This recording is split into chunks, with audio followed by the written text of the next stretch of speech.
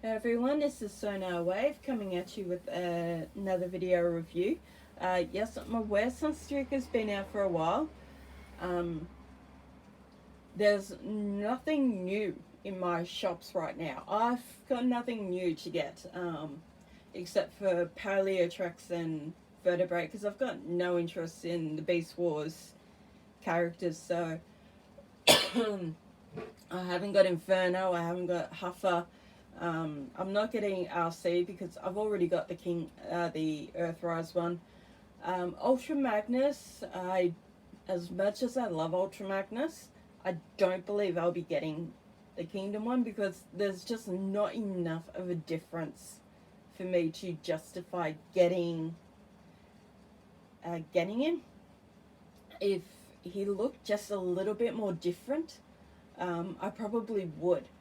But to me, there's just not enough of a difference between the two, between Siege and that. So I've already got the Siege in the Netflix Netflix version, I should say.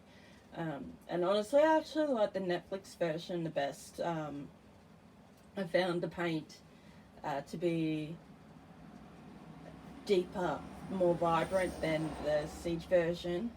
Um, and I've got the Robots in Disguise 2001 version of Ultra Magnus, which the Siege alt mode is actually based a little off, so I do have that as well. Um, yeah, it's just a bit of a disappointment that the Kingdom one's not different enough for me to get him as well. So yeah, there's just nothing else new. I will eventually get Paleotrax and Vertebrate. I do have the core class Starscream. I absolutely love him. He's absolutely adorable, and I will be getting the core class Soundwave when he pops up because that is absolutely cute. Um, and there were definitely a lot of big reveals. Definitely a lot of stuff to look forward to. So tracks and pipes. Um, I've I've got no interest in the baseball stuff, as I said. So I've got no interest in any of those characters. But I definitely will be getting Galvatron and tracks when they come out. Um, I've got the Arc on pre-order, so I think that's coming out around. I want to say August. August he comes out, I think.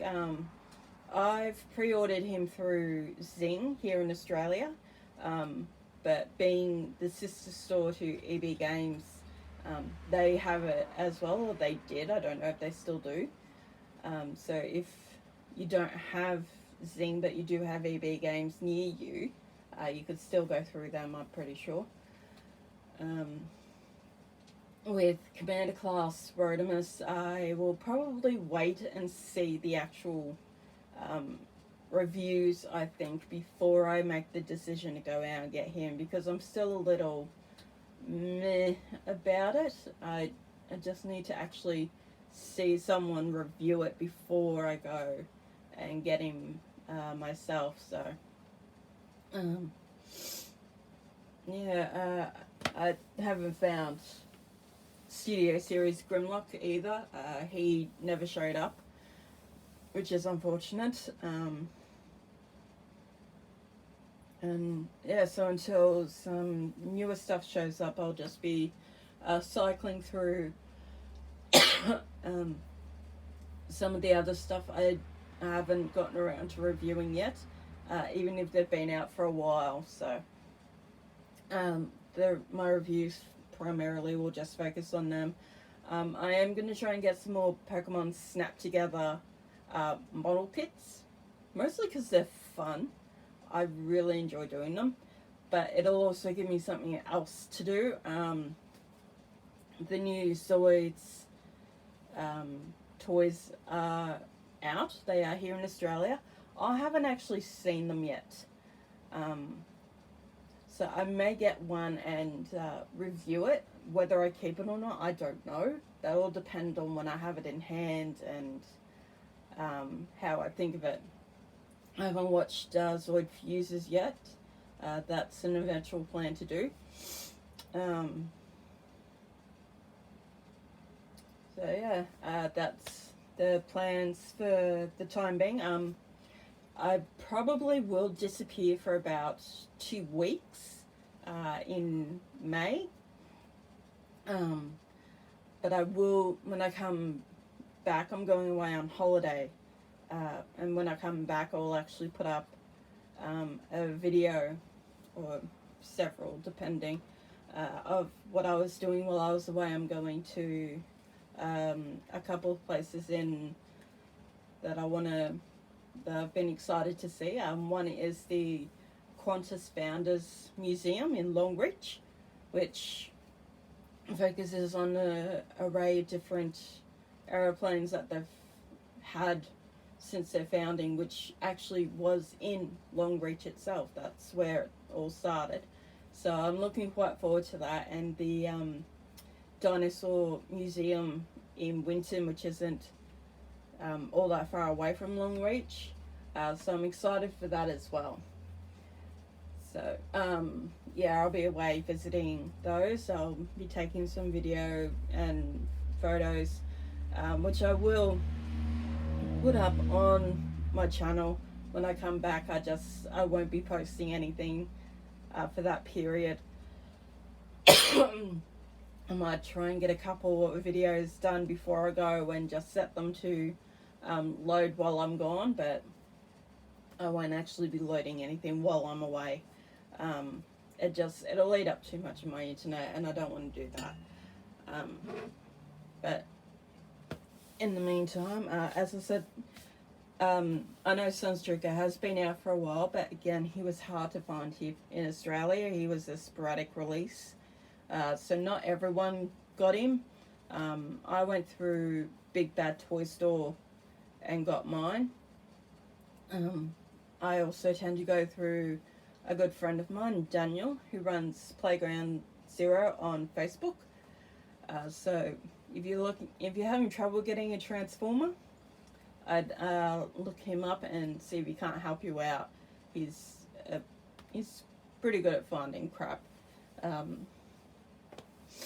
might struggle a little with some of the stuff that's been out for longer, but generally he's pretty good at it. So I know a lot of people are bothered by this.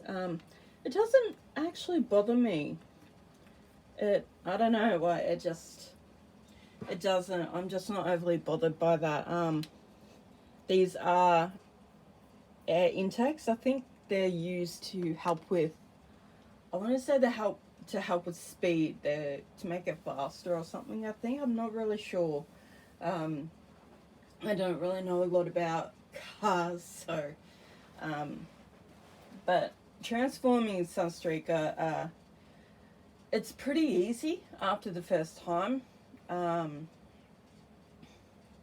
Just like with Red Alert and Sideswipe, he's fairly easy to transform. You might just have a bit of trouble the first time. Couple of the joints on mine are a bit stiff, so that tends to make it a little harder. My biggest gripe with Sunny, apart from the lack of an actual weapon, is the fact that the yellows don't match. It doesn't really bother me, but it would have been nice if the yellows were all matching instead of the two different colours that they use. The splashes of black don't bother me, because when he was in robot mode in the cartoon, he was shown to be black and yellow. Kind of like an oversized psychotic version of B, I guess. So I'm not sure if they took inspiration from that or not for Bay's B, but yeah, I never actually thought of that until just a minute ago. But as I said, transforming him's pretty easy.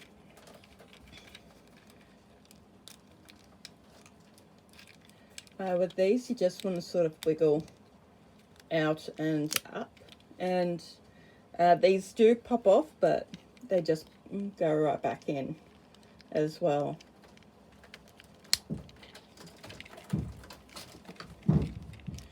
So just be careful when doing that. You can see the shoulder strut there is a little stiff on mine. And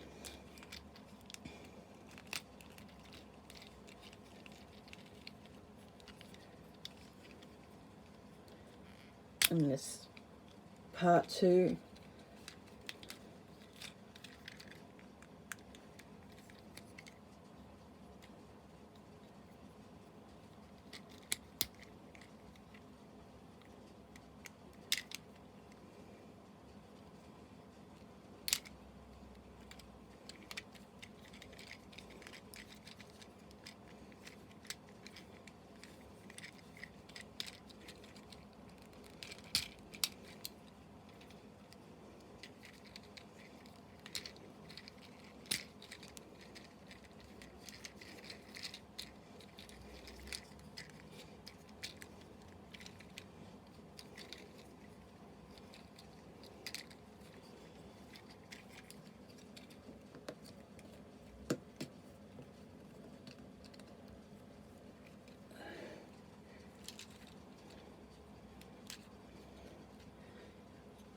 I recommend maybe folding down these bits just to give them a little bit of stability. And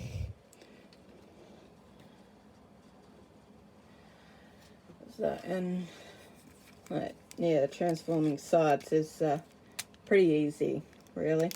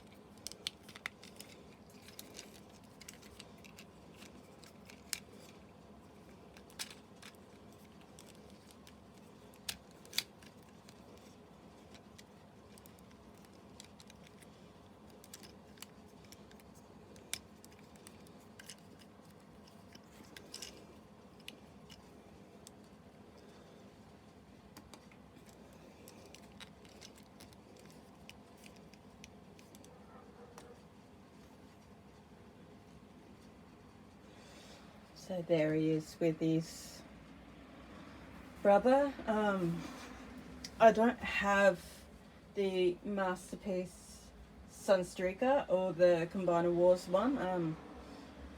This is the first time I've had a complete set of the Terra Twins. I do have Masterpiece Sideswipe, but I don't have his brother in the Masterpiece line yet. Eventually, I'll eventually have him. That's the plan. It is part of my list to eventually get him as well. I've got quite an extensive list, actually. So I don't have the Masterpiece Sideswipe out. He's tucked away safely with my other masterpieces, but I like the way they look here together. In robot mode, I can't really tell that one's from Siege and one's from Kingdom as badly as when they're in their alt modes. we may still get Earthrise Sideswipe in the Generations line. Who's to know? And we don't know what they've got planned for after the War for Cybertron line ends. We don't know what they're planning for the rest of Studio Series. There's rumour of the rest of the Dinobots. Rumours of maybe an 86 Perceptor and Blaster in that line. I'd be happy with that because the 86 line is absolutely fantastic. They've done an amazing job with the ones that they released, and we only got a small set of them because they wanted to test the waters and see how they would be received. So the overwhelming response was that they were awesome, and people have just been snapping them up and adding them in amongst the War for Cybertron line because they scale just right with the rest of the line. So you can have Jazz with Prowl and the others. You can put Cyclonus with other Decepticons. Obviously Grimlock as well, Cup and Blur. They've just done a fantastic job all around recently. Obviously, yes, the toys do have their pros and their cons, but for me personally, overall, the War for Cybertron and the Studio Series 86 lines have been absolutely fantastic right across the board. They've just been getting better and better each time, so I'm more than happy to keep buying them and to see what's coming next. The only issue I truly have is the goddamn exclusives. They're next to impossible to get here in Australia. We never got Thrust. We never got the 2-pack of the Seekers. We never got the 3-pack of the Rainmakers. We didn't get any of the Odyssey line. We've gotten very few exclusives, really. And a lot of the ones that we did get have been through Zing and EB Games, and bless them, but they haven't been able to get them all, and that is a shame and a pain in the ass. But that's where Daniel comes in. I go to him for all that stuff. He has been fantastic at getting a hold of that sort of stuff for me. If people missed out on Siege Skywarp, I know he's been able to track down a few with that.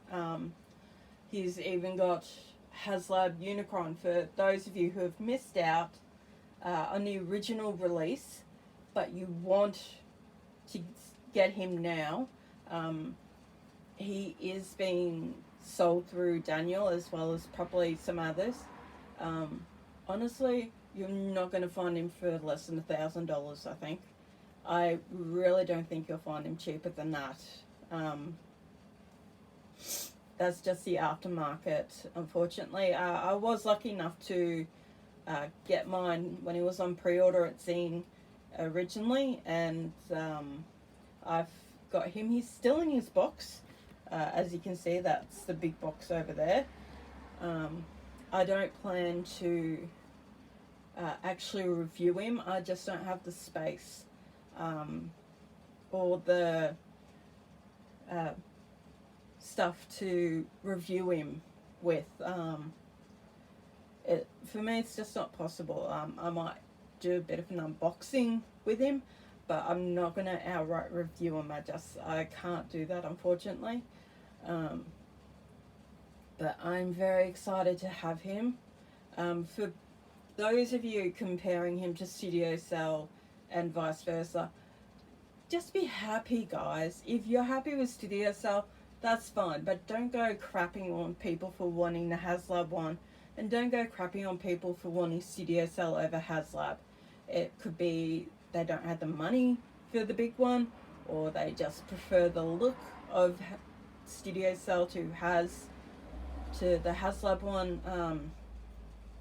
For me, I got HasLab Unicron because he was just this big, massive transformer, and something we're not likely to really get again unless they do Primus or probably Metroplex.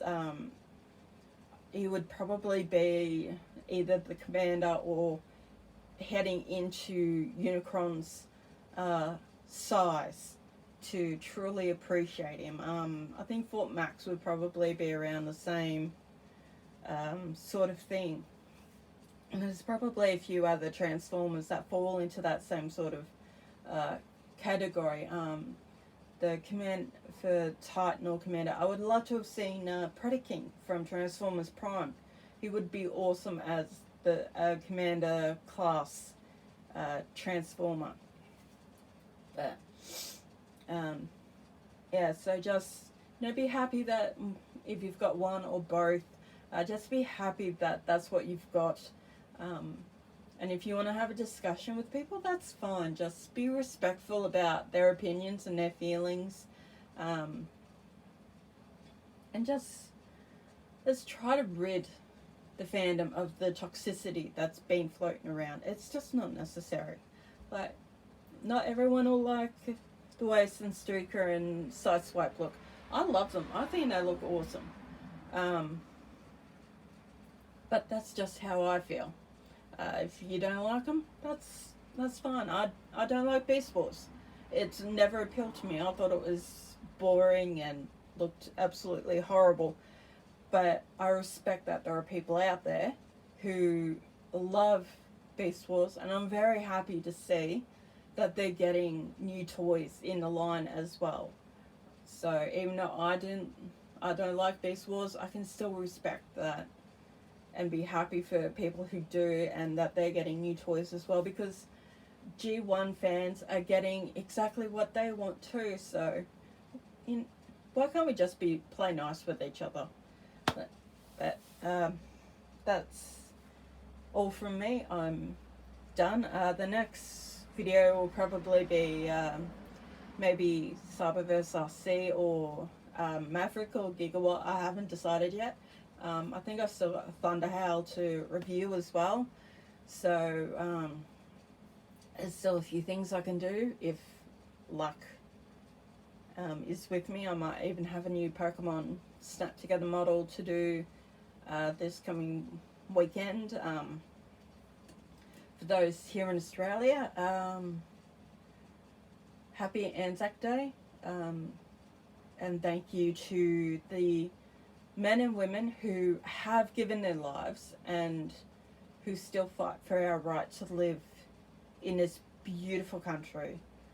I had family in World War II, so for me Anzac Day is a very special day.